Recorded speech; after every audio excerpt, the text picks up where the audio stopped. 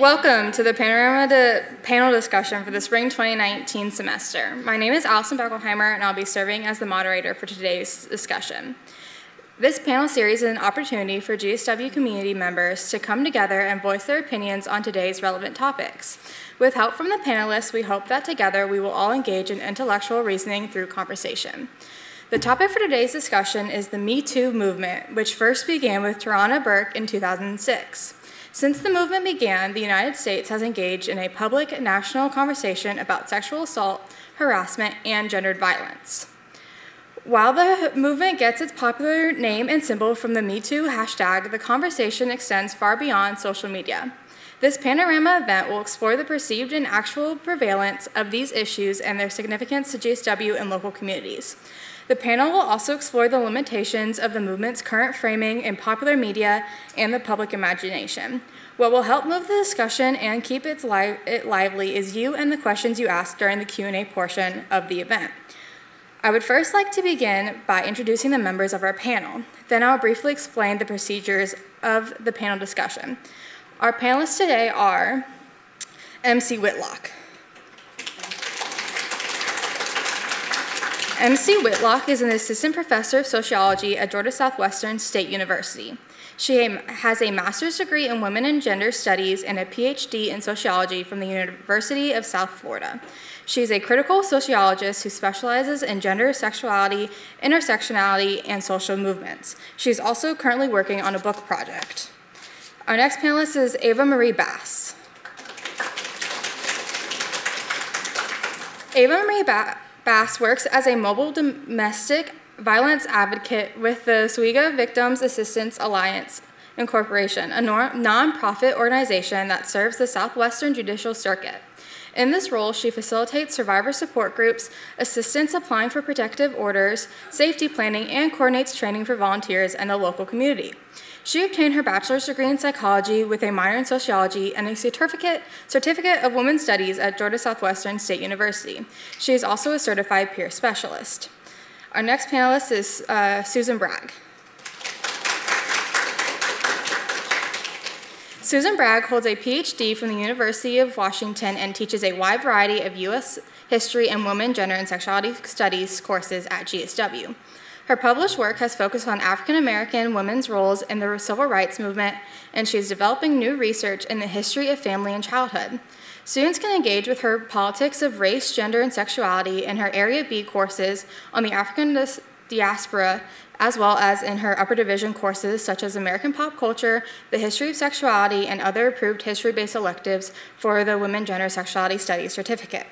Our last panelist is Tammy Peavy Owen.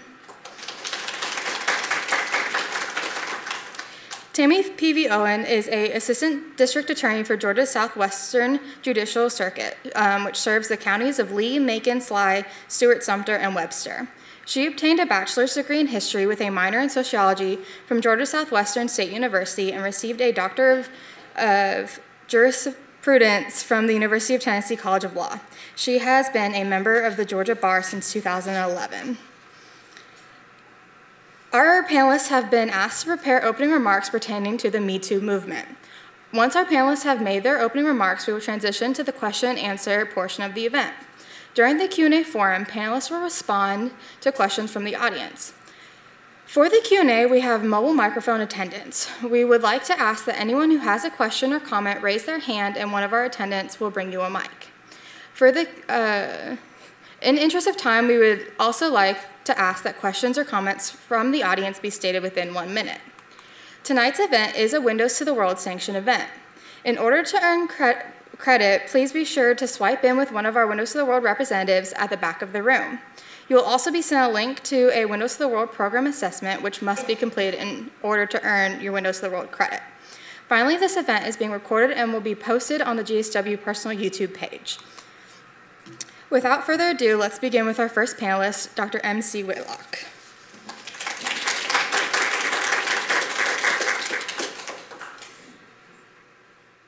Oh, hello. Oh, hi. Hi, there I am. So I normally have a really loud voice, so I'm going to try to keep my voice very small so I cannot overwhelm us all. So first off, thank you everyone for being here. I'm sure that you're here out of genuine curiosity and not at all for Windows to the World credit, so we really appreciate that. First off, here we go. So today I'm going to be talking about violence against trans and non-conforming folks. And so this is a topic that is something that I've become more and more interested in, and especially in terms of the global aspect of violence against trans and non-gender conforming people. So first off, just some basics. Jarvis, who's this?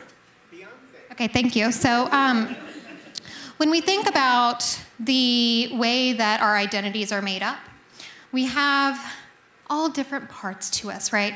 So in sociology, we think about gender and sex as two different things. So we all have a gender, we all have a sex. So when we're talking about sex, we're talking about biology. We're talking about our parts, we're talking about how we biologically are born, right? When we think about gender, it's those social expectations that are associated with it. So yes, as a sociologist, I'm really interested in how those expectations play a role in our lives and what happens when we don't meet them. And so one of the main kind of definitions that I wanted to make sure that we were all on the same page about is this idea of transgender, cisgender, and gender nonconforming. How many of you have heard the term transgender before? Yes, half of you were in my class. Hi. So also, it's become something that we know kind of more culturally. It's not a new term, but I did want to make sure that we were all on the same page before I get into some of the really not super uplifting data and statistics about violence against trans folks. So the basics, and I'm going to start with cisgender.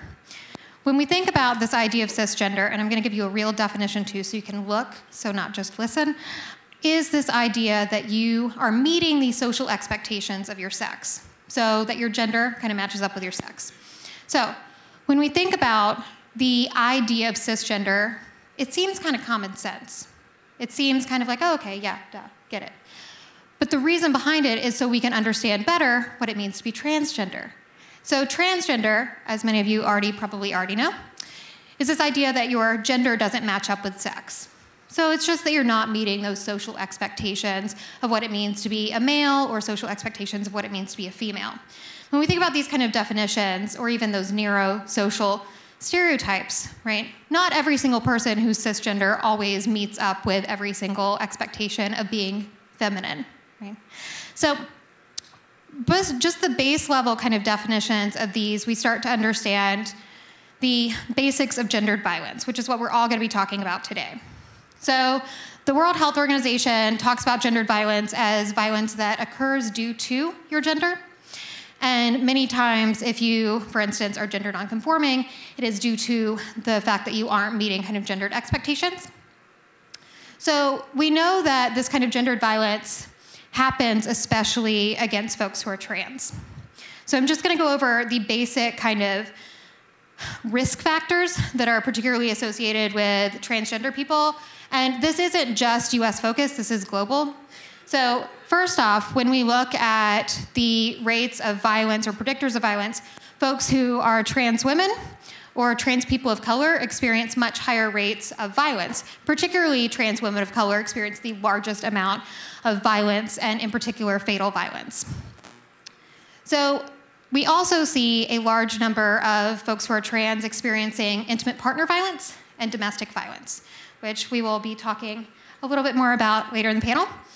And so those who are trans have much, much more likelihood of being in a violent or abusive relationship. And also, outside of relationships tend to experience or have experienced rates of sexual violence. And a lot of that, many times, is due to the fact that we're experiencing a lot of kind of influx of mental health. Thinking about rates of suicide attempts with trans individuals is particularly high, right? It's the highest, most at-risk population for suicide. And so we know that there's kind of these mental health issues that are a part of it, and a lot of it also is having to do with homelessness in general. So when you think about this kind of process, maybe even of coming out and coming out as transgender, a lot of people under the age of 18 experience homelessness because they are kicked out of their houses. So we know the largest population of youth who are homeless are LGBT and are particularly transgender. And a lot of that is just because of general non-acceptance, which then goes back into creating issues with mental health, goes back into creating issues of sexual violence. And because of that, we see a lot of folks who are homeless, and particularly a lot of trans folks who are homeless, participating in sex work, which is a really, really high-risk activity when you're talking about violence. So I'm going to come back into that in a few minutes. But we're going to talk specifically about the US and India. So first off, in the United States, how long have trans people been in the United States? Anyone have any idea? Since the beginning. What do you mean the beginning? What's the beginning? Oh gosh. Well, before the United States was the United States, really. Okay. So trans people actually outdate the United States. So this is an example of two-spirit folks who lived in the United States who were, by all means, third gender. They were not male or female. They were spiritually both. So when we think about the rates of trans folks in the United States, there's a new nationally representative survey that came out the past few months looking at the rate. It's about 1.4 million people in the US are transgender. So that's a pretty large number of people. It's still not by any way, shape, or form a majority. It is still a small minority. But we know that that's a large amount of people. And when we look at that related to violence, most people, right, experience harassment, but disproportionately, those who are trans experience violence due to their identity. So 1 in 4. So that's a huge amount, a huge issue when we look at where we are as a nation and kind of the even rates of acceptance, which I'll get into as far as US goes. So we know that disproportionately, okay, trans folks experience fatal violence, meaning homicide, death.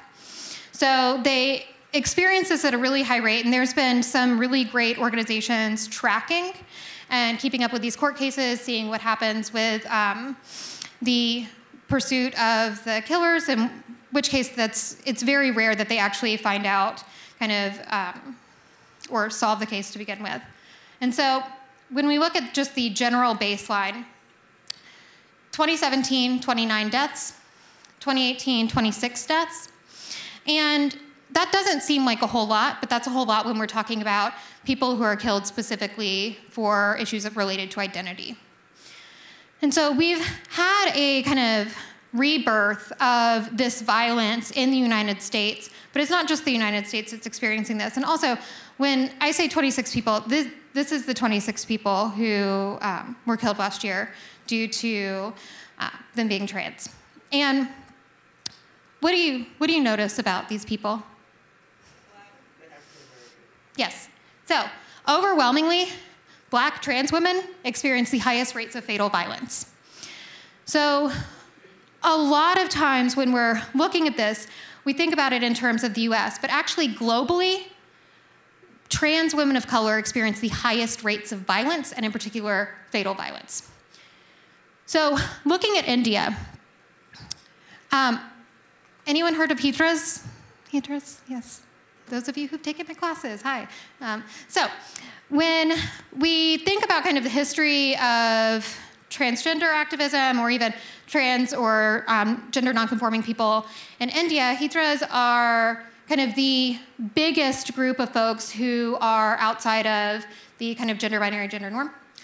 And so within Hinduism, they actually many times perform rituals. They come to weddings, they bless the wedding.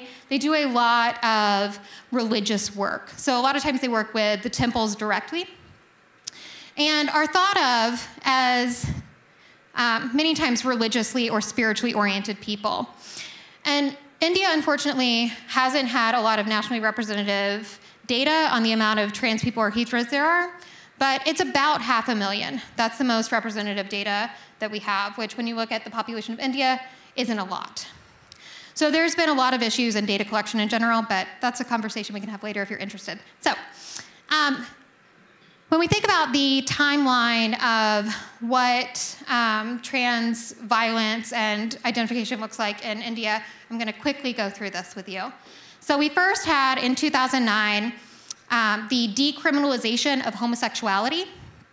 So when I say that, I mean homosexual behavior, okay? So it was criminalized. So 2009, decriminalization happened. And then in 2013, it became recriminalized. So it was a quick kind of change there from decriminalization to recriminalization. And then in 2014, a lot of activism started happening. We actually saw that India started recognizing a third gender, started recognizing hijras, and were able to recognize them to, for instance, have them have housing rights, to have them be able to vote, to be able to get sex reassignment surgery. So there was a really, really big shift there. And then in 2018, we saw the re-legalization or decriminalization of homosexuality. And so this is outside of the Supreme Court of India. These are hijras who are celebrating. There was a huge kind of celebration after the 2014 kind of recognition of hijras and third gender in India. Now, that is not to say that India is without its violence against trans people, but thankfully, one of the kind of mechanisms that they do have is religiosity, the kind of safety of temples, of gurus to help guard them from any potential violence. But that is not to say that there is not stigma. There's still stigma as far as where they can eat, who can serve them, all of those kind of things in terms of where they are allowed to be in certain states. So this is a picture of a pride parade. And this is in New Delhi. And so even though there's the stigma, there's been a lot more kind of visibility for hijras and particularly trans folks.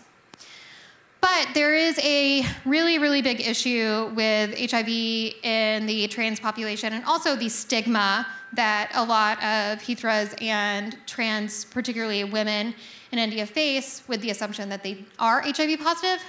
And with that comes a lot of harassment. So a recent study came out asking and talking to trans women and hijras if they had experienced harassment. Most of them say that they experience it on a daily basis, okay, just walking places. And then when we look at sexual violence, the majority of them had also experienced sexual violence. So again, this is new kind of research that people are looking into, but we can have a few really big takeaways from it. The number one is that for both instances, US and India, in terms of stopping or disrupting violence against trans people, social support is key. So the things like temples, gurus, or even just having kind of social support networks like domestic violence shelters, and then legal proceedings, those are all things that are really helpful in terms of creating or stopping the kind of violence. And then when we think about the US and India, they have a lot in common in terms of danger for women. So every hour in India, 4 women are raped. That's a very large, kind of shocking statistic. Now, do you think the US is doing a lot better? Yeah. Every 92 seconds, a person sexually assaulted in the US. So when we look at kind of comparative data or comparative population, right, there's still not that big of a difference. We know that India, in particular, has really big issues with the kind of legislating of rape and sexual assault cases, but so does the US. We both have a lot of work to do when it comes to that. And so I wanted to just end on this. This is 2017 in Bangalore, and this was a protest inspired by the Me Too movement. So even though we think about this as being kind of a hashtag activism kind of thing, there's a lot outside of the US that's happening because of this, and there's been a lot of changes even in kind of like Bollywood and even in these kind of large cultural situations abroad. So, thank you.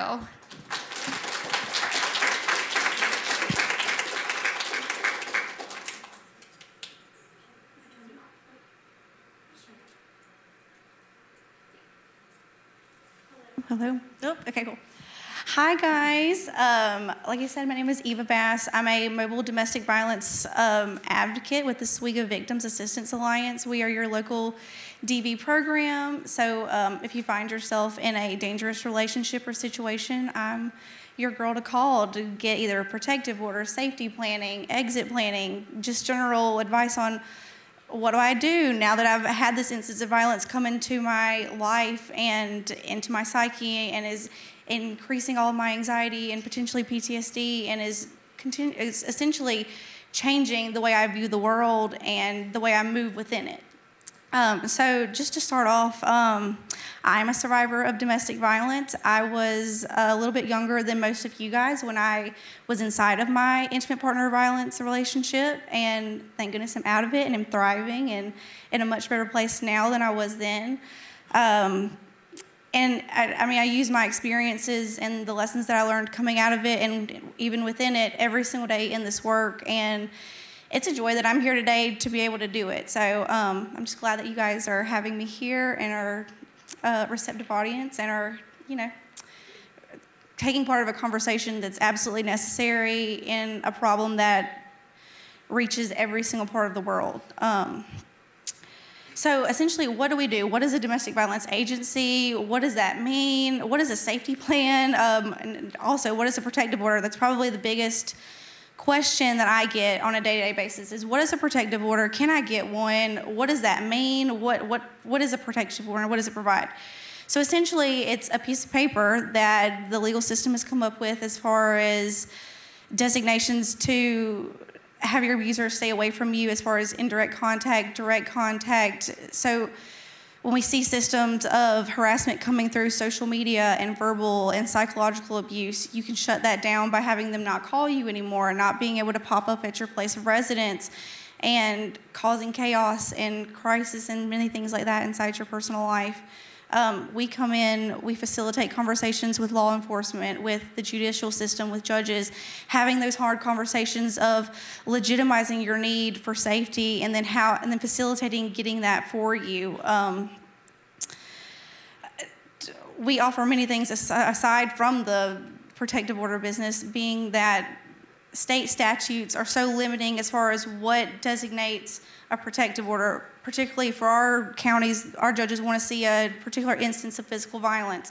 So they want to say, have you been hit? Have you been bruised? Have you been slapped? What is he saying to you? Is he restricting your freedoms as far as, are you allowed out the house? Are you allowed to have a job? Are you allowed to raise your kids in a manner that respects your authority as a woman and as a mother and validates your kids' needs at the same time, and how that relates to the family dynamics?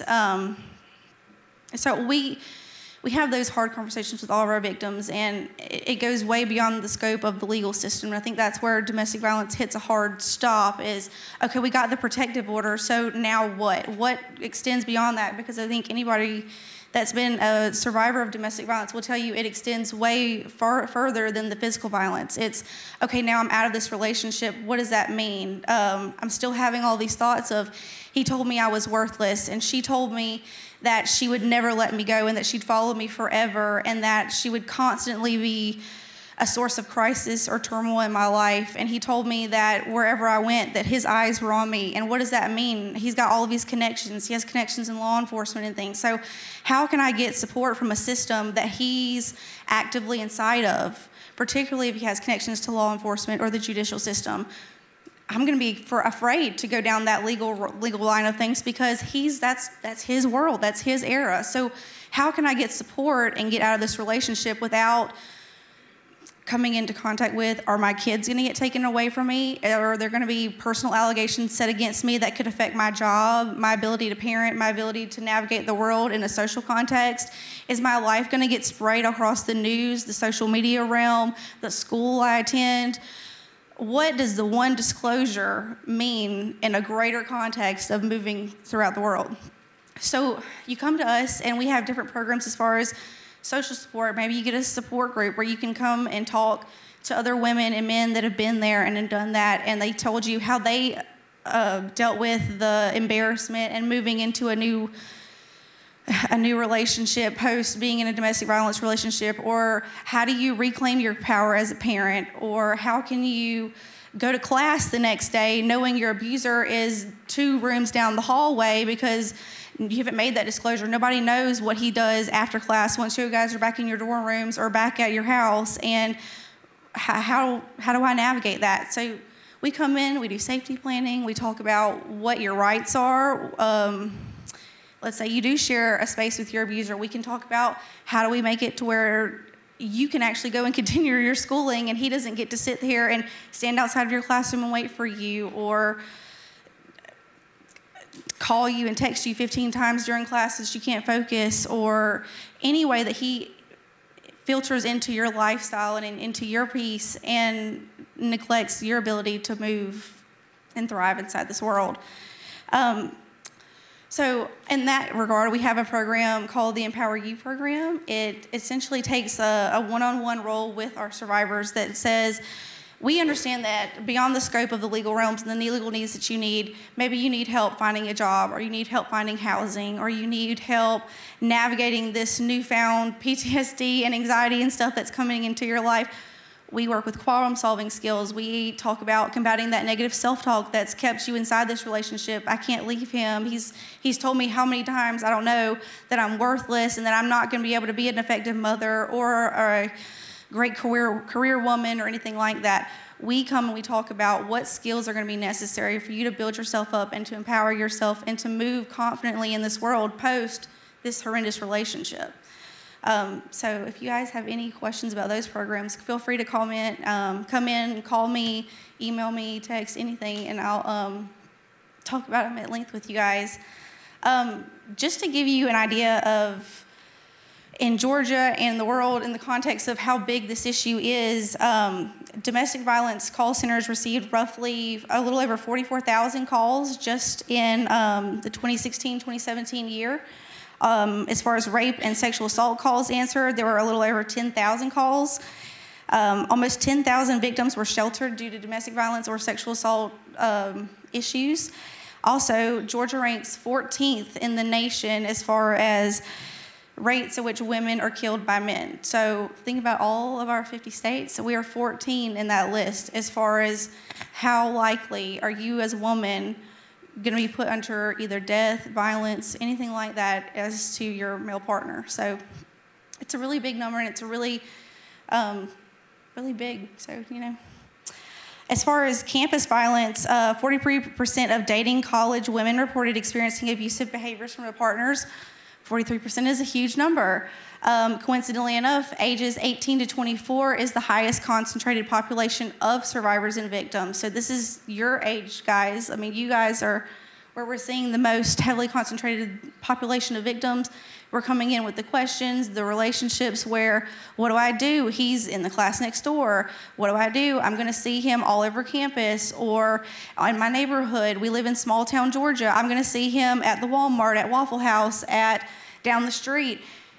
In America, we're a small town. If you're on one side of the town, in 2 seconds, you can see 15 people that you know. I mean, it's a lot more complex when you think about rural communities and domestic violence versus Atlanta, when you can be on the north side of the perimeter or the south side of the perimeter and see 15 million people that you've never met before, versus small town Georgia, where everybody knows you, knows your family, knows your business, and knows probably what your schedule is too, because they share many different committees with you. So this is an intimate problem, and it's an intimate community that needs to come together and address it. Also, about 1 in 4 women and 1 in 10 men experience sexual, physical, and or stalking behaviors by intimate partners, and these were incidents that they were reported. So if these numbers are that high with just those that reported, imagine how much higher it would be or could be if you looked at those that didn't report. And let's be honest, because when I was a survivor, I disclosed to nobody. Well, the one person that I did disclose to shut me down and said, I don't believe you. So imagine how excited I was to go and tell somebody else about what had happened to me, right? So I just wanted to talk a little bit about what, since the numbers are so high, what's causing people not to report? Why are we keeping our stories inside of us? And a step further than that, why are we being the only ones to deal with our trauma and our recovery? Why is it not a conversation that everybody is having, since everybody, both men and women, are victims and survivors of domestic violence? So to start, maybe they are reporting. Maybe it's just to a friend that doesn't know what the resources are on campus, who to talk to, who to trust. I don't want to talk to a law enforcement officer. They may not take me seriously. They may look at me as this 18-year-old freshman in college that I've got a whole bunch of new experiences in the world, and I'm not very knowledgeable about the world that I'm walking into now, so what right do I have to stand up and tell what's happened to me? Well, you have every right in the world to stand up and scream from the mountaintops what your story is, what's happened to you, so that other people your age have the confidence and the liberty to do it as well. Because, I mean, everybody's in the same situation. We're all walking into a simulated, isolated environment. We see these big universities, and it feels like they're an entity in and of themselves that campus police and the other police are two totally separate things. They're not. You can go and talk to campus police, and they have a duty to report to other places. There are certain systems in place due to certain Title IX laws that there's certain protocols that people have to follow in order to get the help that you guys deserve. So make sure you know, what is the campus policy on sexual assault disclosures? What's the process that you're about to be through? And knowing that process and the limitations that surround it and the challenges that you could potentially be facing is going to help you. And it also can also be a deterrent. We hear about all of the awful stories of, well, I reported something and I felt like I was on an investigations movie, and I felt like they wanted to know how much I drank or what I was wearing or what preceded it as far as how many arguments and verbal stuff that we said to each other versus when it got physical, and what are the things that I was doing to make him mad, or all of those questions are asked versus what was your relationship like? What was the communication style between you guys? Was there ever a position where you felt unsafe, or that he took away your autonomy or she took away your autonomy? Instead of those are the questions being asked, our victims are being made to feel like they're the ones that are on trial, and they've got to prove what happened to them versus the other person having the burden of proof. Other reasons people may not be disclosing, they're afraid of getting their abuser in trouble. We have a situation where, I mean, these were loving relationships at one point, and we're all young students, and we realize what one disclosure can do. We see in the news how even somebody with a celebrity status, one disclosure comes, and it's all across the news, and it's all accusations here and obliterating their personal life. We're digging into different things. We're looking at old posts, and we're taking a hard analytical look at things you said, how'd you say it, and you feel like you're just kind of on one big exposure course. You love the person that you're fixing to accuse of these things. Maybe you don't want them to go through that. Maybe you realize that exposing them also exposes you, and you've got to deal with the backlash that you may receive for that. So there's many things that kind of factor in and filter through as why are we not talking about this? Are we scared that somebody's not going to believe us? Are we scared that the whole school is going to know about us and alienate us? Are we afraid that this could potentially affect a scholarship? Or are the professors just going to look at us a little bit differently whenever we're raising our hand in class? Or let's say we're having a conversation in women's studies and you've been somebody that's known to have disclosed something. The fear of you raising your hand and everybody going, oh, here she goes again, talking about sexual violence and things that happened to her. Well, she has every right to talk about that, and we should be uplifting that person and saying, we're here to support you and we're here to stand behind you versus, here she goes again, we're hearing about sexual violence and things happening and the thing, we're tired of talking about this, or it's a hate campaign against one side or the other, when if both sides came together and everybody had this conversation, because there's victims on both sides of the spectrum, we all come together, we all grow, we all heal, and we all bring to light what's happening in the dark. So if you see something, say something. That's my best advice for anybody in this situation. We live in a college campus where there's people everywhere and there's bodies everywhere. We're all at parties. We're all in different social settings where we're seeing things happen and witnessing conversations. If you hear something, make a comment, be it to that person or somebody in authority that can help. Let your voice be heard, be it you're a victim or a witness or whatever, because that's ultimately how it's going to get helped and get fixed. So thank you, guys.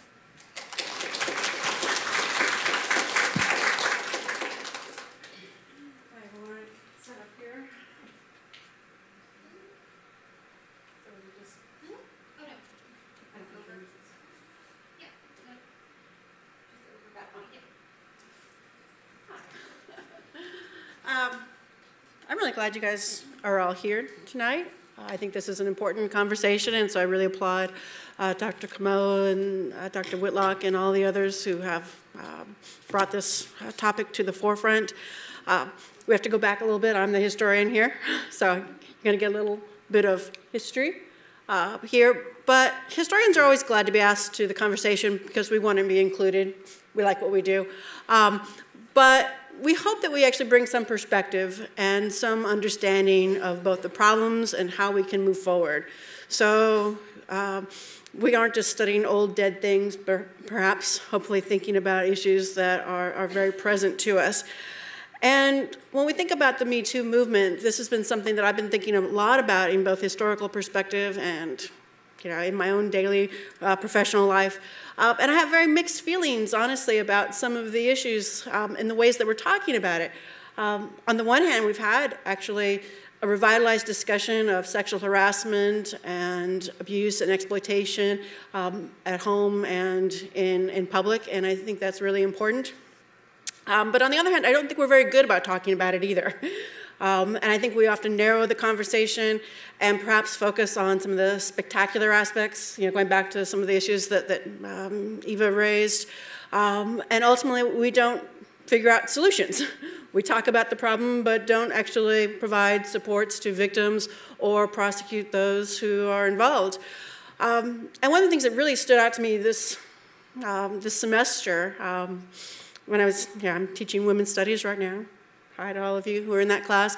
And we learn, of course, each time we teach anything from our students as much as from our own preparation for those classes. And so when we were talking about sexual assault and violence in the military, we were talking about a lot of positive reasons why women might want to join the military, but of course, rates of sexual assault are extremely high in the military.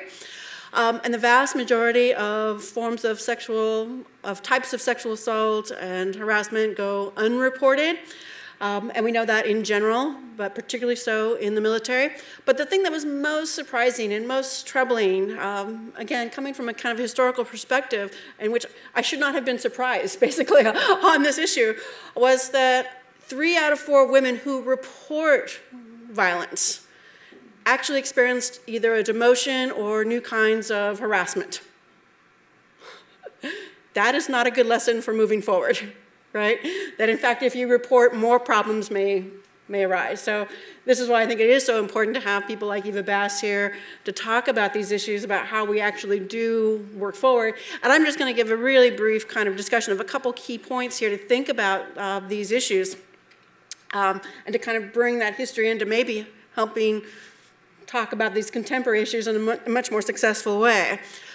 For most of our history, we haven't had laws that have really been useful to deal with gender-based violence, the whole spectrum of gender-based violence, from rape to sexual harassment or domestic violence.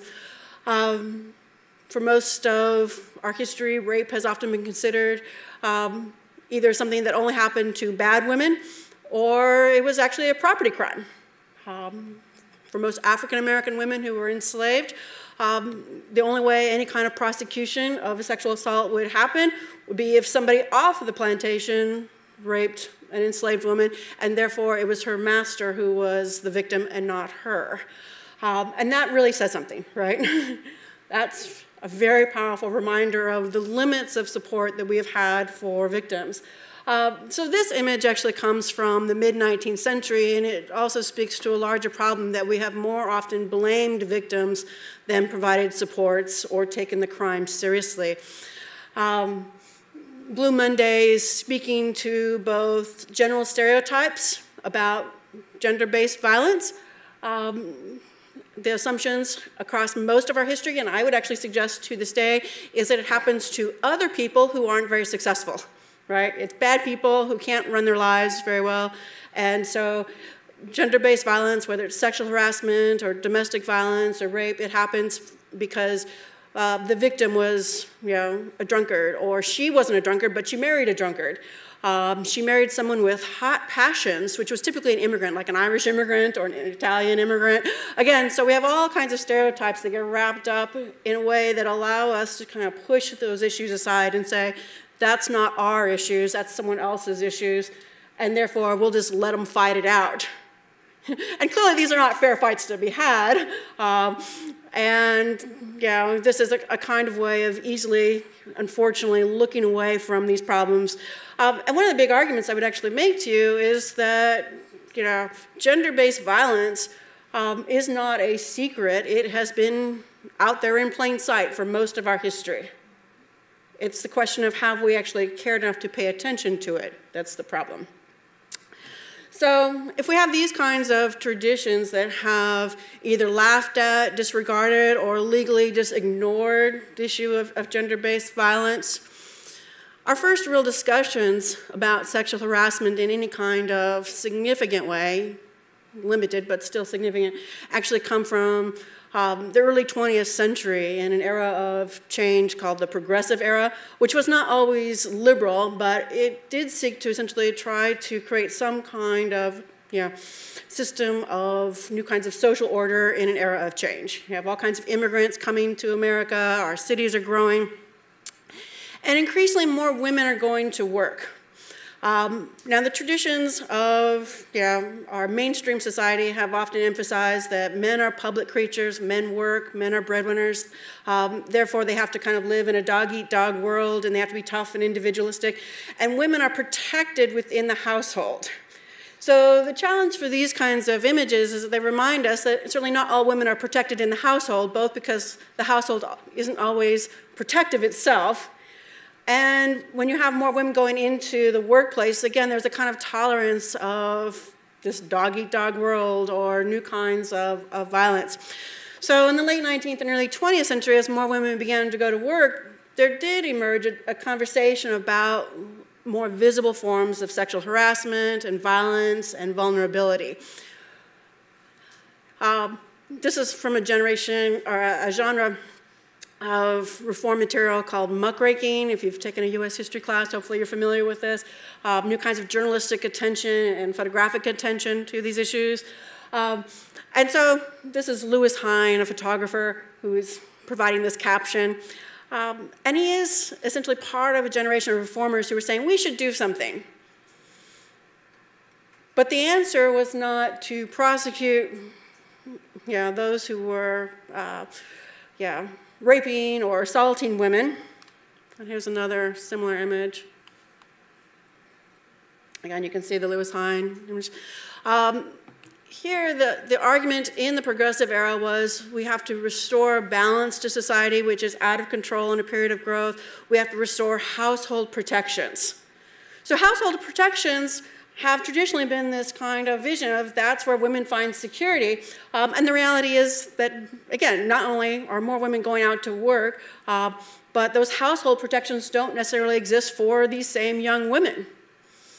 And this next image, again, speaks to some of these very ambivalent feelings that these reformers had. Note, group of girls, adolescents, a young fellow made a very vulgar remark, and they all laughed. Next day, I heard one of the girls use profanity before all the men and the boys.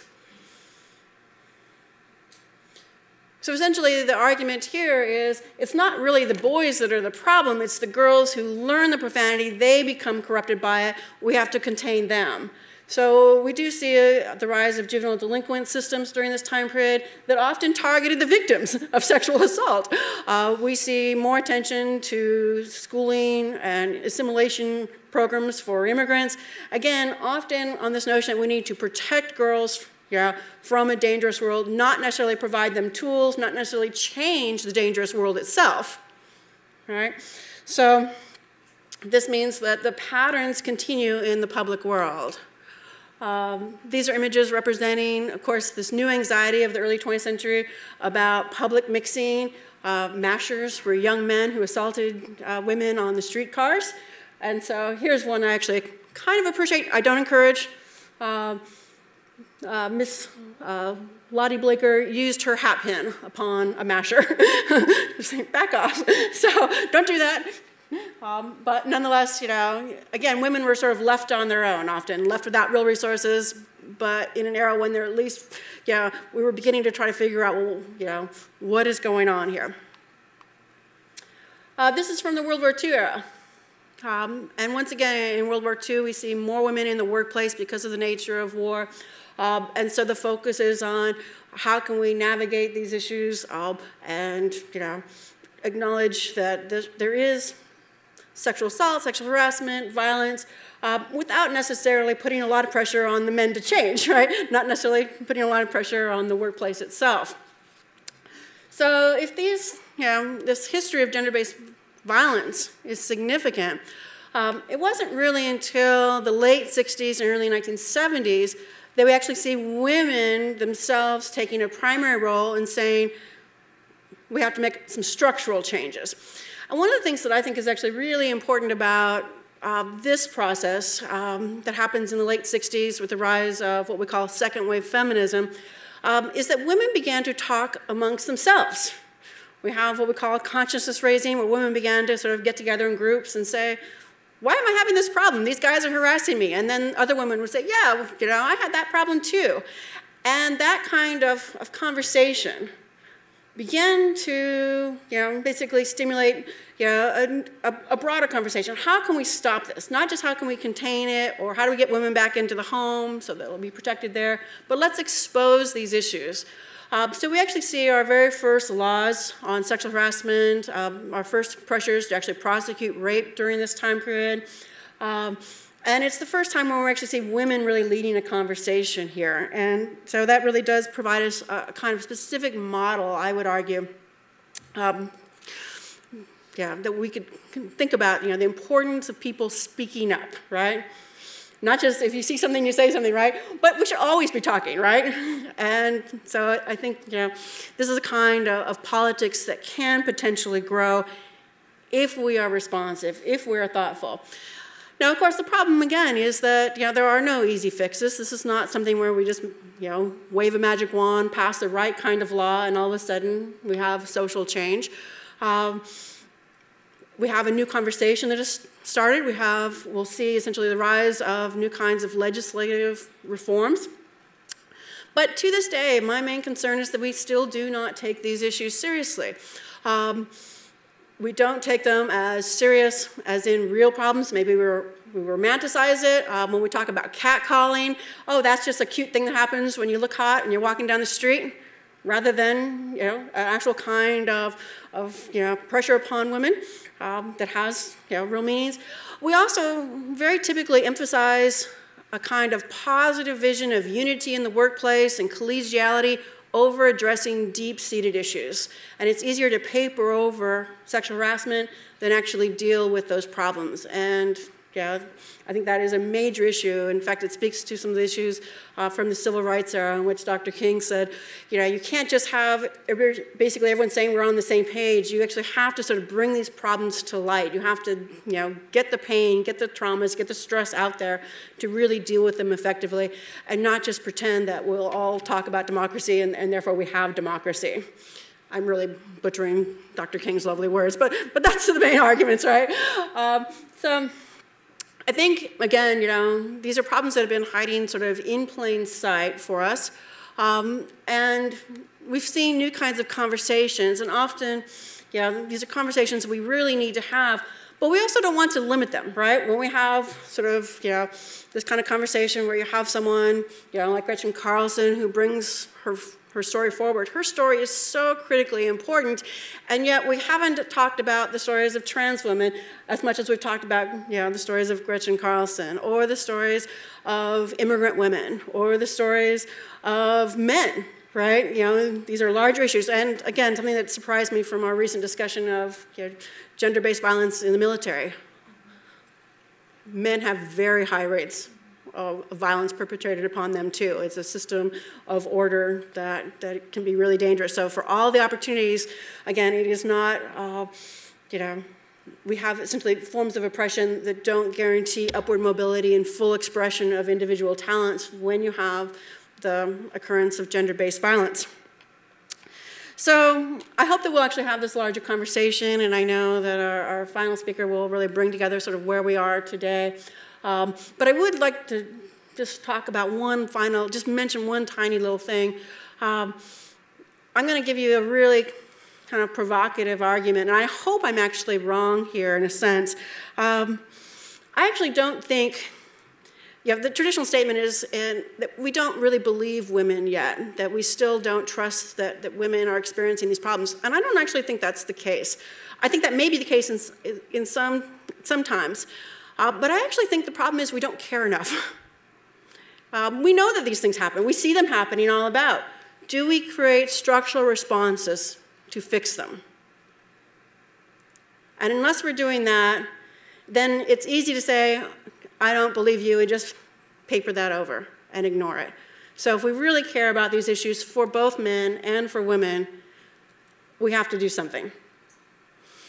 And I'm sure our next speaker will give us some ideas on that.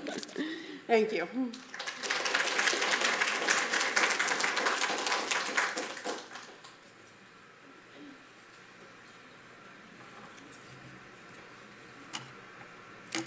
Hey, as I said, I'm Tammy Peavy Owen. I'm an assistant district attorney here in the Southwestern Circuit, which serves Sumter County, also Lee, Macon, Sly, Stewart, and Webster. I largely prosecute crimes against children, domestic violence, and sexual crimes. Before I started prosecuting, I actually was the legal advocate and director of the organization that Eva works for now. It was called the Family Violence Council then. So I provided the social services and legal services to victims of domestic violence, victims of stalking in that role. And I've also provided legal representation to children who have been deprived or abused that were in state custody. So I was the attorney for those children. So I kind of have a unique perspective here. Before all of that, I spent a couple of years in private practice after I finished law school. So if you're familiar with how a criminal case works, you can kind of tune out here. But I think a lot of people really don't know how a criminal case gets from the 911 call to the courtroom. So this will be kind of a very general overview, but it'll give you a better idea of how things work. Say an incident happens, someone calls 911. We'll say a domestic violence incident happens, neighbor hears it, calls 911. Law enforcement responds to the scene, does whatever investigation they need to do. They'll usually do interviews, take pictures, videos, whatever they need to do to investigate that incident at that moment. The law enforcement officers, the police officers, the sheriff's deputies or GBI, whoever's responding, they then take warrants based on the incident, their arrest warrants for the perpetrator, for who becomes the defendant. Okay, and that warrant basically allows the person to be arrested. The person is arrested, taken to jail, and they're held there. They'll have a bond hearing within a couple of days. A magistrate court judge typically, the magistrate court judge always has a hearing within a couple of days to determine whether that defendant can be released from jail pending trial of their case. And that's what we call the bond hearing. From there, the warrant then is sent to the clerk's office, the clerk of the court, whatever court will be prosecuting that case, and to the district attorney's office. Our office receives it, and we review all of the investigation and determine what charges are appropriate. The warrants will be for certain charges, and we may add other charges. And then depending on what type of case it is, there's a document that we can prepare that's called an accusation that just is a means by which that warrant becomes a court case. If it's a very serious charge, then it has to go to a grand jury, which is a group of 16 to 23 people from the community who will hear evidence on the case and determine whether there's enough evidence for it to go to trial or not. So the accusation or the indictment is filed in court, and that becomes the case that will be heard, okay? So in our office with domestic violence cases and also sexual violence cases, we have several hurdles, and I just wanted to tell you guys about our biggest hurdles. I'd say our biggest hurdle is uncooperative victims. A lot of times, by the time we are ready for court on a case, which is usually several months after the incident has happened, we can't find a victim. They've moved, they've changed their cell phone number. Sometimes we can find them and they've changed their story. They'll say that things didn't really happen the way they reported them that night. I fell and hurt myself instead of he struck me. I've heard it all. A lot of times the victim becomes uncooperative because the abuser is who provides the financial security in the home. The abuser was arrested and put in jail for a few days, and they saw how difficult it was to make ends meet while they weren't working. And they just can't imagine a situation in which they can survive without the financial security provided by the abuser. The ways we try to combat that is with support systems. We send victims to Eva all the time. A lot of times she will even hear from them before we receive the case. And then typically it's helping the victim make amends with their family and friends, because generally by the time there's a criminal case, the abuse has been going on for quite some time, and usually the victim has become isolated. They don't have the same support system that they probably did when the abusive relationship first started. Another hurdle we have is the co-occurrence of domestic violence and sexual violence and substance abuse at the same time. Also, we have mental health problems co-occurring with violence problems. If the substance abuse or the mental health problems are occurring in the victim and the abuser, it usually increases the likelihood that we're going to have a hard time getting that victim to cooperate. If they're occurring in the abuser, it's very difficult to craft punishment and treatment that is effective.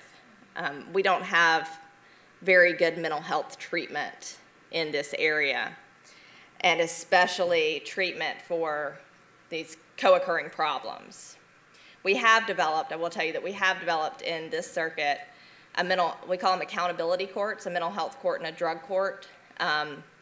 They're for cases that generally you would be expecting someone to serve a pretty lofty prison sentence on, and instead of sending them to prison, you put them in this local program that we have that's an intensive. They're not in custody. They get to live at an approved home, and they're on basically like really intensive probation, and they're working a treatment program through our public behavioral health service. Those are only a few years old. I'm not really sure. I don't think we have any statistics on how effective they are yet. We also have some kind of area-specific problems, I think, geographically and culturally. I think the cultural attitudes in this area toward domestic violence really hinder prosecution a lot. There's a lot of acceptance of violence in different little subsets of our local culture, which also, I think, removes a lot of network supports for victims. You know, if the family has been having generational domestic violence and just dealing with it internally, when one person seeks help, they don't receive as much support as they would if they were keeping quiet. We also have a poverty problem here in Southwest Georgia, especially in the other counties within the circuit. Stewart County and Macon County are two of the poorest counties in Georgia.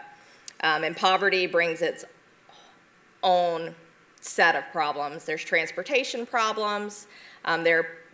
People don't have any financial stability.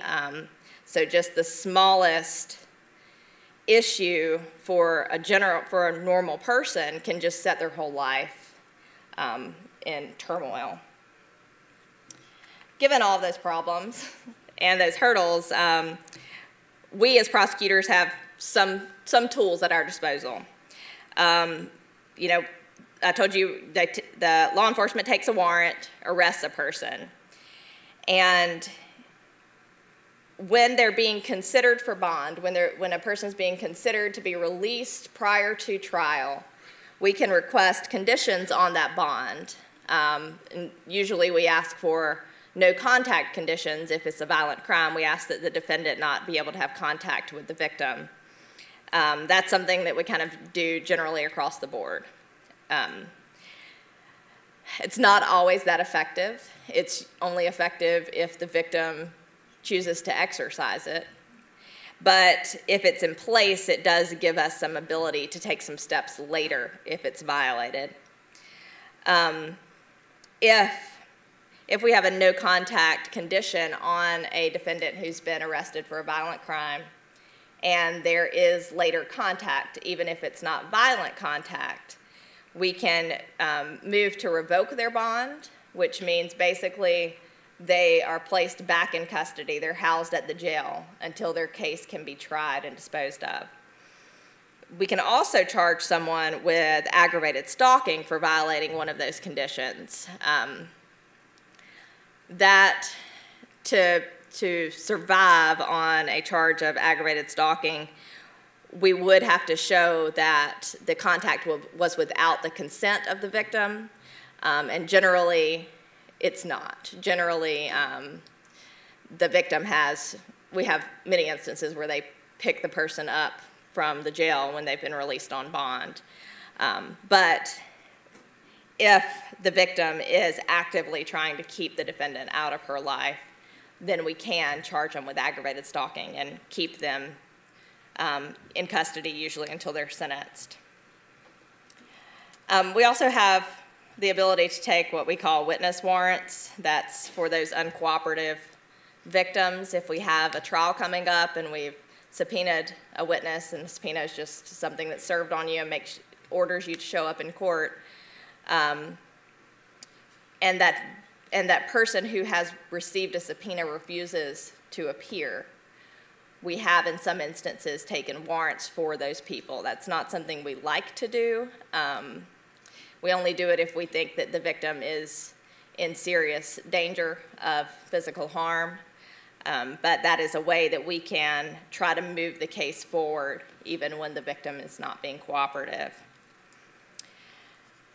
I think that looking at domestic violence in our area and looking at it kind of in general, I think the biggest takeaways for an individual, if you're trying to assist an individual who's in a domestic violence relationship, I think if you can, basically what you need to restore is the victim's confidence in their own decisions, their confidence in their own abilities, and help them regain control of their life, because that is usually what makes them stay in these relationships and prevents them from being able to see a way out. And once we've been able to successfully restore a victim's confidence, I have found that they stay out of these relationships. It's not easy, though. And I think that's about all I have. I think we're going to take some questions from y'all.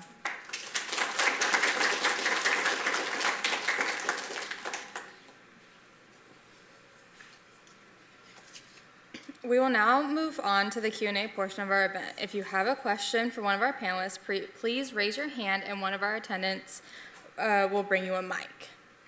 To get things started, I would like to pose a question to the panelists. Do you believe that the Me Too movement has made a lasting impact in society, or is it going to be a forgotten social movement?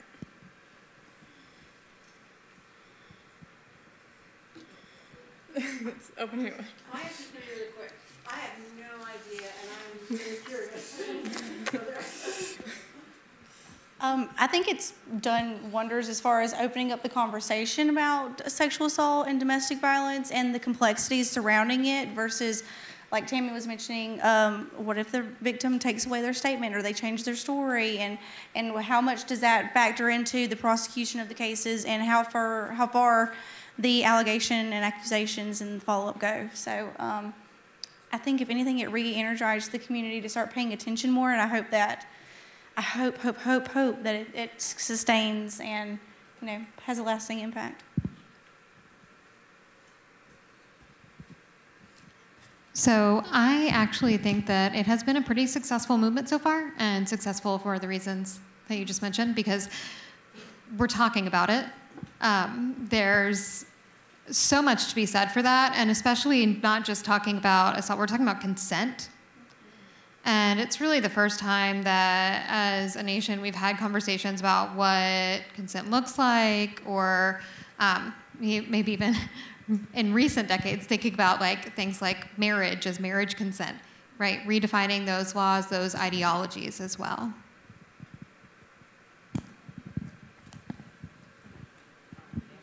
And I'd agree that the conversations that have started about consent we've actually noticed a difference in educating juries on consent, especially in cases involving sexual assaults of children, teenagers.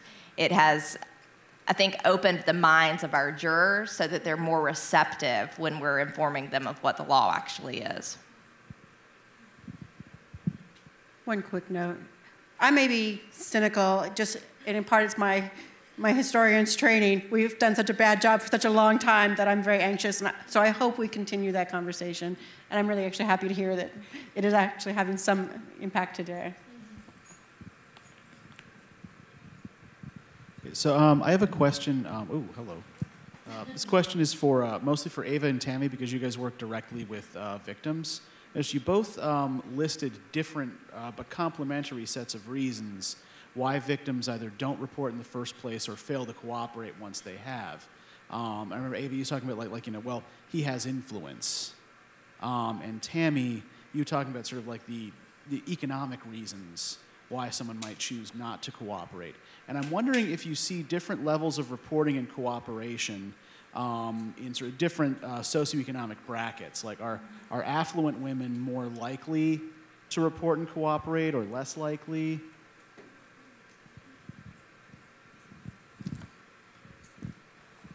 You go first. I think I do see a little bit of affluent women being less likely to report until they're ready to leave. They, I think, don't seek the assistance maybe that someone who doesn't have means would seek earlier, but when they're ready to leave, it's all on the table. I do think that we probably see different reasons for victims being uncooperative, because we're seeing victims at different points in the reporting. Many of the people that Eva is speaking with, there is no criminal case yet. And then it's maybe 4 instances down the road, 4 incidents of violence before there is something that's reported and it's someone's arrested, and then I get the case. So I think that there's probably, Eva may be speaking with people maybe before there's physical violence, when there's just an element of control and they're trying to figure out what to do. And then by the time I get them, there's a whole nother set of considerations. Yeah, I'd echo with Tammy. I'm going to see victims from all areas of the spectrum, be it he's calling me names and he's getting a little aggressive to, hey, the police were just at my house last night and you visibly see these bruises and I have a meeting at the DA's office or the public defender's office, or be it wherever it is, after I come and talk to you because I've actually got an instance of physical violence that's been present. And as far as socioeconomic factors,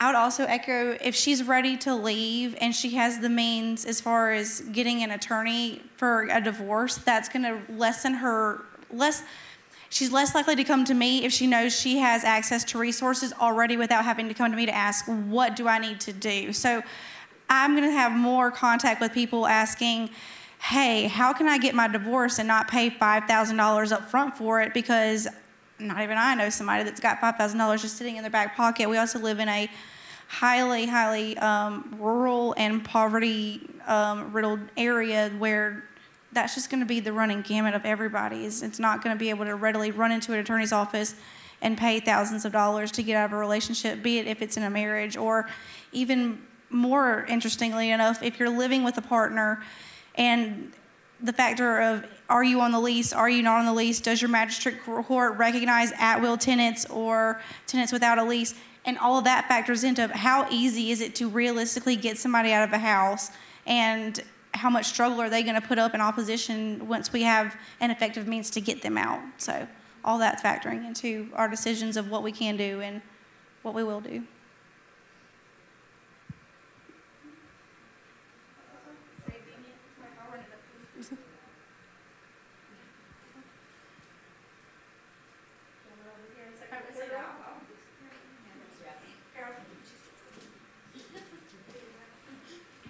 Should have did that first. All right, I just want to say y'all did a wonderful job explaining everything. So, sorry for asking, but is catcalling still a form of harassment? Yes, absolutely. Thought so. Okay.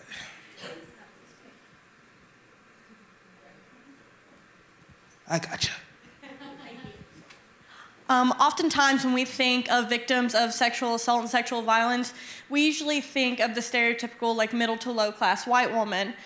But the Me Too movement has brought more light to more than one type of victim. How can we broaden the conversation and consider the unique vulnerabilities of those from more diverse social classes, races, age groups, sexual and gender identities? How can we be more inclusive in the Me Too movement than just looking at straight white women? How can we include, trans women of color into the conversation and be more open to them as victims?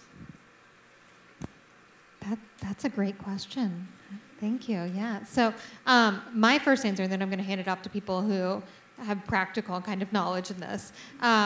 So first off, as education, educating people about the disproportionate life outcomes of trans women of color in the United States and globally, looking at how rates of sexual assault, violence, harassment, and even rates of like homelessness and kind of informal networks of labor, such as sex work, disproportionately affect those populations.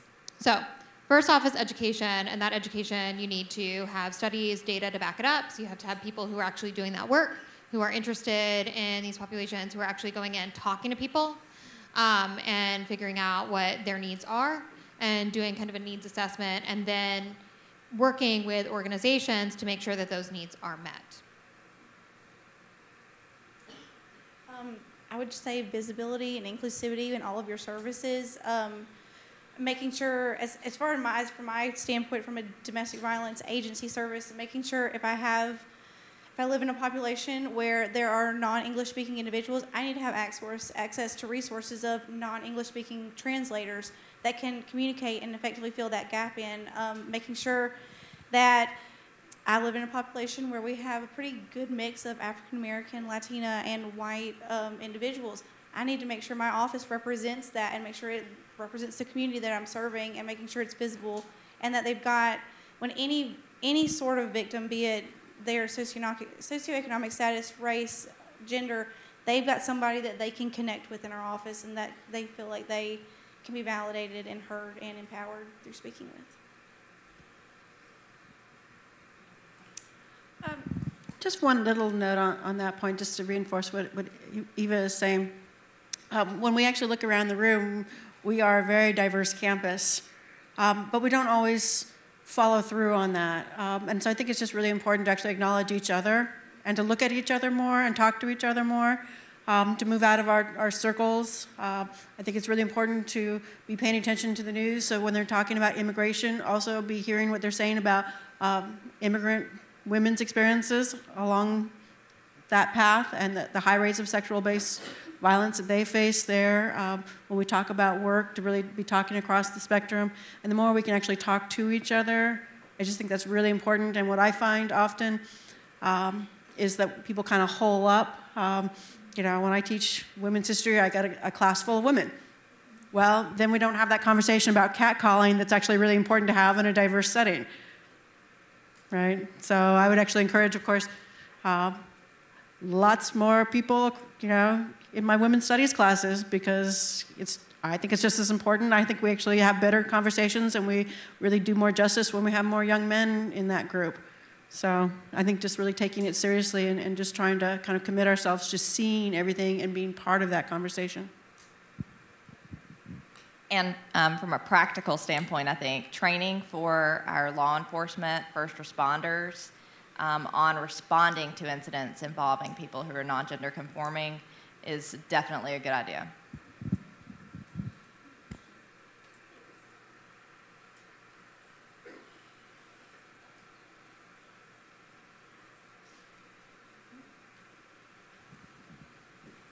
Out of the Me Too movement, we saw one of the most shocking examples of sexual assault and abuse come out, and that was in the form of Terry Crews. What about men is being done, in your opinions, and encouraging men to speak out about this epidemic? It's a huge issue. Huge issue. I'm really glad. Raise that, and we actually did address the Terry Crews issue in my women's studies, and this is why I think it's actually really useful to have a mixed group so we can have a full conversation and not make it be a sideline. I do think his story exactly replicates this problem of violence in plain sight and that kind of dismissal of the problem. Not that we don't believe it, but we just don't care enough to respond to it because we assume it's the victim's responsibility. And in his case, there were all kinds of reasons about race, about class, that he would not want to report that. And so this is just one more reason why we need to expose those issues, to give him more support, and to then put pressure upon the legal authorities to take that seriously. But he cannot be out there all alone. And if you guys have not heard of the Terry Crews situation, basically through Twitter, he exposed, the reality that he, as a large African-American man, was manhandled in public, and nobody cared to respond. And if he had responded, he would have been the victim, in many ways. People would have said he's a black man out of control, right? So his hands were tied, and he wasn't taken seriously.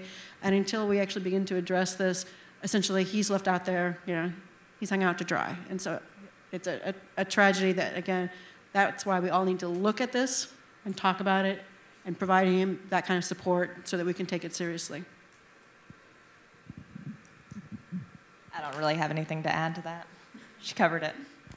Just because I've listened to something here recently talking about the Terry Crews situation, and something I think that's been missing from that conversation is what his limitations are as a male victim and why he is significantly limited, and what his reaction to the violence could be first and foremost, and what was his immediate reaction, and could he act on it?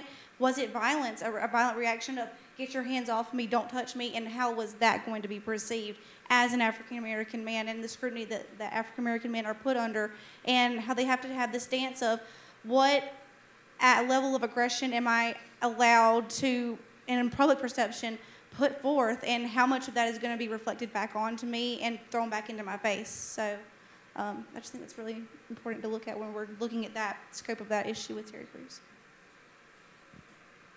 It's a great question. So one of the issues when we talk about kind of the Me Too movement or even gendered violence is that we automatically assume that it's about women. We automatically assume that women are the ones that are victims, and simply that's not the case. And a lot of it has to do with the underreporting for men. We don't have real numbers. We don't have real data because most men don't come forward. And that's part of the Terry Crews story, is that he had this backlash of coming forward where people were like, that's not, what are you talking? And people diminished his experience. People were really, frankly, inappropriate in so many ways. And that's all, a lot of that is tied up in kind of notions of masculinity, not just kind of cultural notions, but also how we think about masculinity, or even what sexual violence looks like through legal ideology, terminology. A lot of it has to do with kind of how we've thought about it historically as being a women's issue, even though we know, and we know this through data, people actually saying, yes, I have been sexually assaulted. No, I definitely did not report, because men underreport by far more than any other population.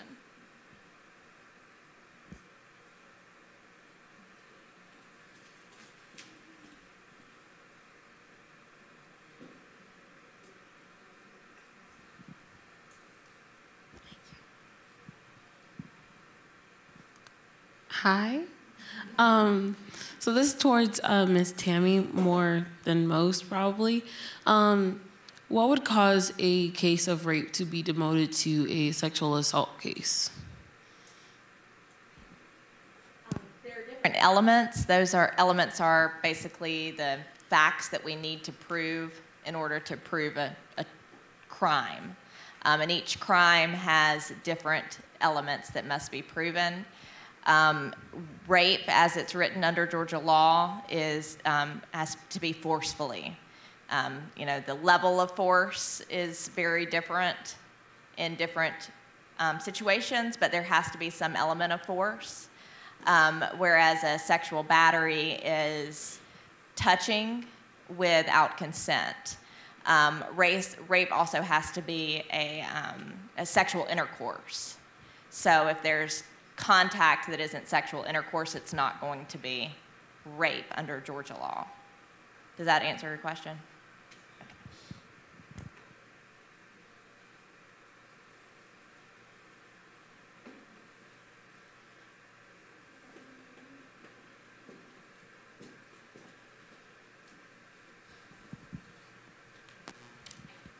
Hello. Oh, I didn't expect that to work. So, like a couple of seconds ago, y'all lightly touched on how some narratives of race and masculinity contribute to some of the lack of reporting and general apathy that has occurred in the Me Too movement.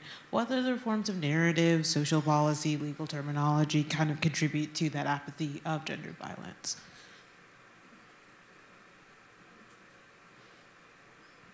Issue, I don't know if this is exactly kind of hitting your question on the mark, but one thing that I've seen a lot is the continuation of the notion of essentially victim responsibility to manage their situation. And I think we saw this recently. I actually thought you were going to go in a different direction with your question, sir, but I actually really appreciated you brought the Terry Crews situation. But in 2016, the other big issue of domestic or gender-based violence was the issues surrounding our election. And at one point, Eric Trump was on, I think today, a morning show, and he was asked, well, what would happen if Ivanka Trump was sexually harassed? Which, to me, the question is, well, if you've never, maybe we should talk about that, right? Lots of women have experienced this. But the larger problem was that he immediately said she would never be sexually harassed. Well, okay then, right? We've just solved that problem. And so essentially, it's still saying that good girls don't, right? Good girls don't get sexually harassed, and we still have a narrative of virtue and responsibility that affects men and that affects, women across the spectrum. And I think we really need to address why we assume that, right? And honestly, even if I'm in the wrong, I should not be sexually harassed in any context, right? So, thinking about those notions of victim responsibility, I think, are really central, and essentially rejecting those traditions that say, if you are respectable, you'll keep out of people's way, because we know from all of these accounts that that is simply not the case. And I'll kind of piggyback on that. We do have a tool at our disposal that we call Rape Shield, and that is anytime a person is a victim of a sexual crime, a child molestation, a rape, anything along those lines, I can request the judge to order that no evidence of that victim's character for, it can be their mode of dress, or if they're flirty, or any kind of that evidence of a victim's character be admitted at trial. So it's basically, you can't try to place the blame on the victim. Defense counsel will still try to do it, but we have a tool at our disposal that helps us prevent the victim from being villainized in those situations.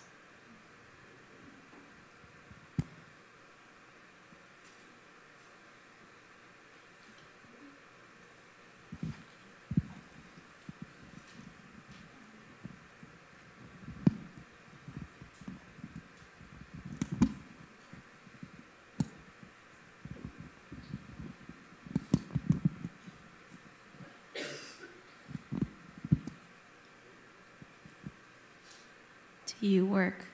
It does. Hello. I'm taking a few steps back in regards to my questioning. In the previous talks, it was mentioned that there is support systems in place for victims of like domestic violence and other like sexual violence acts. Since we have like a large group, which no doubt would be like the information would be useful to them, I'm wondering if it could be elaborated, like the support systems are there, more in detail, like in case a victim is not like financially stable to leave a situation, what is done, or some other cases and like situations that might pertain to, you know, case per case basis. Yeah, absolutely. So just first for the financial sector of it all, there's the Georgia Victims Compensation Program. So if you are a victim of a crime, there's a certain process where you get essentially your police report and another 1 or 2 items together, and you file an application saying, I'm a victim of a crime. I've had these 1, 2, 3 different financial hardships come about due to the victimization that I've experienced. Be it I have doctor bills, I have missed time from work, I have different counseling sessions that were necessary as far as coming out of that relationship, and I don't have the funds to pay for that. Are there funds available? Yes, there are funds available. And it's just a process of essentially going and uncovering where you fall as far as what money you can receive, what is coverable, what's not coverable. As far as social systems that are helpful, our organization is in the process of creating an active support group that is both student and community oriented and welcoming. So if you'd like more information on the support group and how you can be a member of it and attend it, just come talk to me and I'll connect you with it. And naturally, as far as support groups inside the community, any actual shelter program will have a running support group program that's available. The Perry Wellness Center, if you have any issues with domestic violence and mental health kind of co-occurring, particularly also substance abuse, go get your help with mental health. Get in with somebody that's also a peer specialist who has basically a long-term for been there, done that, have a mental illness and living with it, thriving with it, and here to help. So connecting with somebody that gets it and can identify with you on a personal level and share their experience in recovery and the steps they took. So I would say essentially we're a resource-based thing. So if you need a connection, we'll make it for you and give you a warm referral to the person that can help. That a lot of times when domestic violence has occurred in front of children, or if children are victimized, if they are actually assaulted, there is a mandated report that goes to the Department of Family and Children's Services. So DFACS has to be notified. And for a lot of victims, DFACS becomes a large support network for them. They can provide, there are tons of resources that DFACS can provide. So in many situations, especially if it's domestic violence with children involved, a DFACS case gets opened and a caseworker gets assigned to the parents. And if there's a long history of domestic violence, typically a DFACS case plan is going to include a stable home without the abuser. And the DFACS worker can assist the victim in stabilizing their home, helping them get resources, helping them get counseling, whatever is necessary. So most victims are terrified of DFACS, but many times they provide much needed support. Thank you.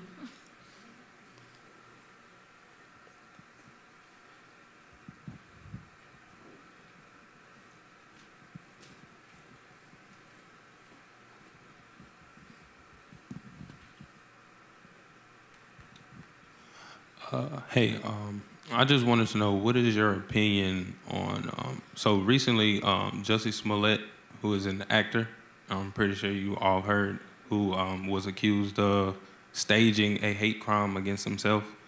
I guess my question is, what is your opinion against, well, on the matter where people use movements such as Me Too and things like that that bring awareness to certain issues like hate crimes and domestic violence and stuff like that. what is your opinion on people who use these movements for their own personal gain, such as what Smollett was accused of doing?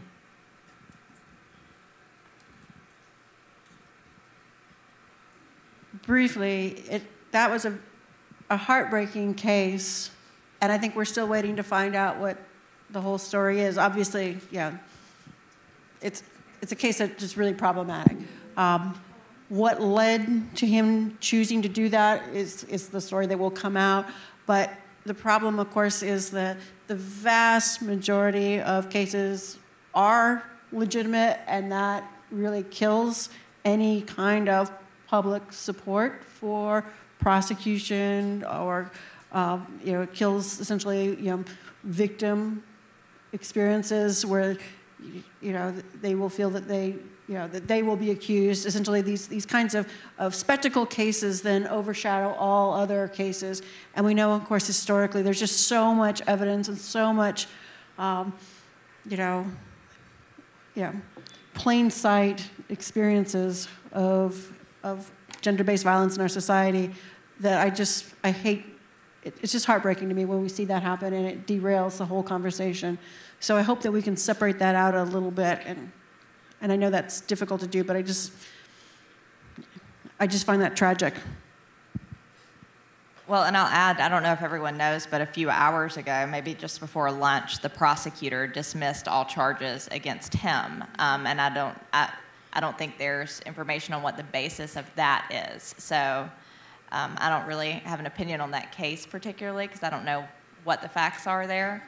But it is frustrating. It's frustrating on whenever that happens, because it does diminish the stories of the true victims, and it makes it much more difficult to tell their stories. It's just something I like to highlight. Something that I noticed with the Jussie Smollett case was the flux and sway of public opinion as new information surfaced. So we had the first instance of violence, or not violence, the allegation come out, and everybody was like, oh my gosh, that's terrible. I can't believe that's really happening in our society. People are being that publicly horrendous to such a public figure and putting a spotlight right on it, at least highlighting the violence. And then it comes out, oh, he may have set this up to happen, and then it immediately took a hard left, and everybody's like, oh my God, why would he do that? And it just completely took a hard turn, showing that what could have been your greatest champions could also be people that are also another way perpetuating violence, or that feel of antagonizing behavior against you. So I would say the important thing to remember is, before you jump to a conclusion or you run with one storyline, do some research, do some digging, be patient and willing to let the investigations uncover evidence, instead of just saying, oh, well, that was the allegation made, and I'm going to run with that, and I don't care what comes up after that, because you're doing yourself and everybody else a disservice. What if you're in that position and one narrative catches really faster than the other one, and you find yourself in a similar position of defending your character and putting yourself as a victim on display of, again, I've got to prove that this really did happen to me, versus they've got to prove who did it and why it happened, and all these other, putting you in a flip-flop position versus what the law really should work and how it should, be as a mechanism. So. All right, the time has come to bring today's discussion to a close. I would again like to remind students that tonight's event was a Windows to the World sanctioned event. If you would like to earn Windows to the World credit, please swipe your card with one of our representatives at the back of the room, and be sure to complete the program assessment that will be sent to you by email.